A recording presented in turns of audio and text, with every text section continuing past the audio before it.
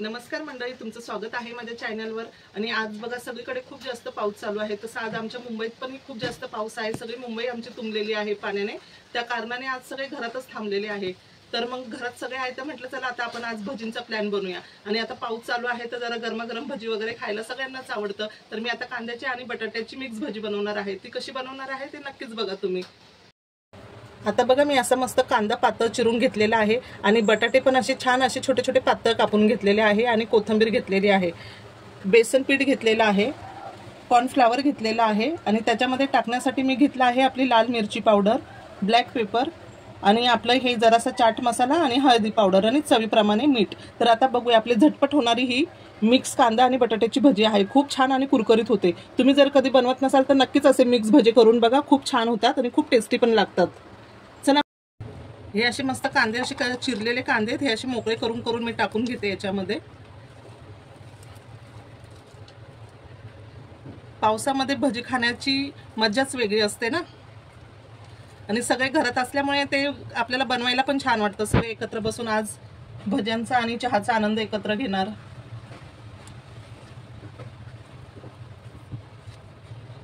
आणि हे आपले छान मस्त बटाटे बारीक चिरलेले।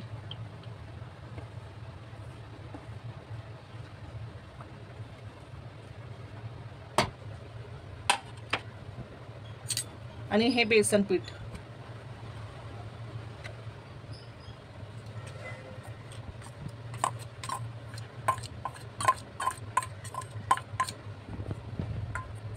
बाउल ना छोटा पडला त्यामुळे मी ना आता हे सगळं मिश्रण मोठ्या बाउल मध्ये शिफ्ट करून घेते।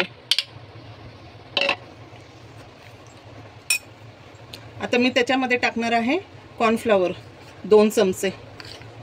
कॉर्नफ्लॉवरने ना आपली अशी कांदा भजी ना छान कुरकुरीत होते। अजून थोडंसं टाकून घेते।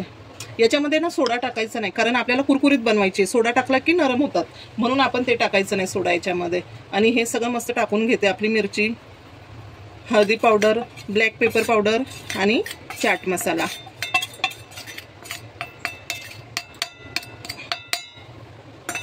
आणि हे आपलं चवीप्रमाणे मीठ। एकदम झटपट होणारी, फटाफट होणारी कुरकुरीत भजी आहेत ही आणि सगळेच आवडीने खातात। आता ना याला मी व्यवस्थित हाताने जरासं आपल्याला पाहिजे तसं पाणी टाकून मिक्स करते। आता कोथिंबीर पण टाकून घेते याच्यामध्ये।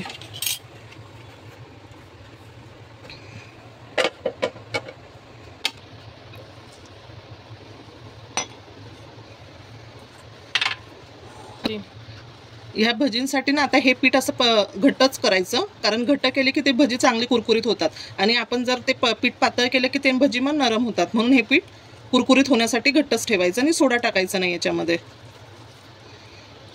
हे बघा, हे अशा प्रकारे मी हे आपलं मिश्रण छान घट्ट एकत्र एकजीव करून घेतलेलं आहे। आणि याच्यामध्ये ना आता थोडासा आपण हिंग टाकूया वरतून। याचा हिंग टाकायचा, याने टेस्ट चांगली वाढते आपली। आणि हे ना हे बघा थोडंसं याच्यामध्ये मी घेतलं आहे ओवा आणि जिरं। हे ना मस्त असं हातावर मॅश करायचं आणि हे असं टाकायचं वरतून। याने पण आपली खाण्याची टेस्ट जास्त वाढते भजी। आणि हे मिश्रण आता पुन्हा मी असं छान करून घेते आणि आता आपण भजी काढूया।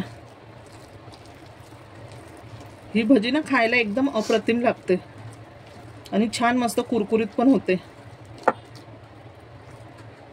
हे बघा आता मी तेल पण आपलं मस्त तापायला ठेवलेलं आहे आणि आपलं तेल पण छान तापलेलं आहे बघा। आणि याच्यामध्ये ना आता मी छान आपल्याला पाहिजे त्या साईज मध्ये छोटे छोटे भजी काढते।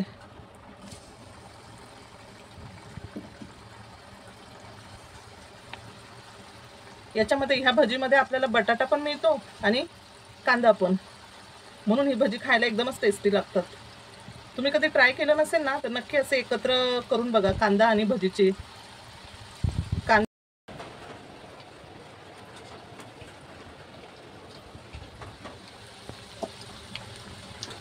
हे बघा छान मंद आचेवर ना व्यवस्थित होऊन द्यायचे।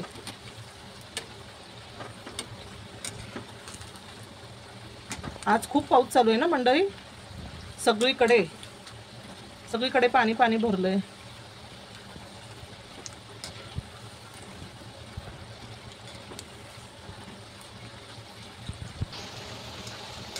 पाऊस पडणं पण गरजेचं असतं, पण एवढं पण अति नको की जेणेकरून एवढी नुकसान झाली पाहिजे.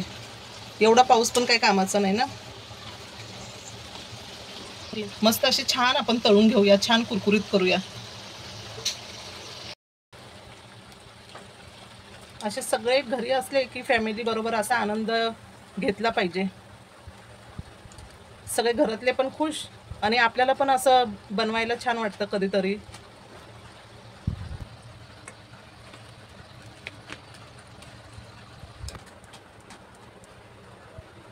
हे बघा किती दिसायला हे जेवढे छान दिसत आहेत ना तेवढे ते चवीला पण छान, चवीला पण छान लागतात.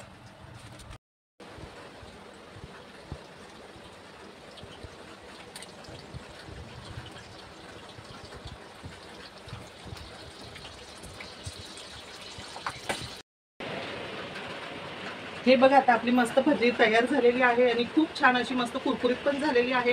आणि तुम्हाला जर ही रेसिपी आवडली असेल तर नक्की तुम्ही ट्राय करा.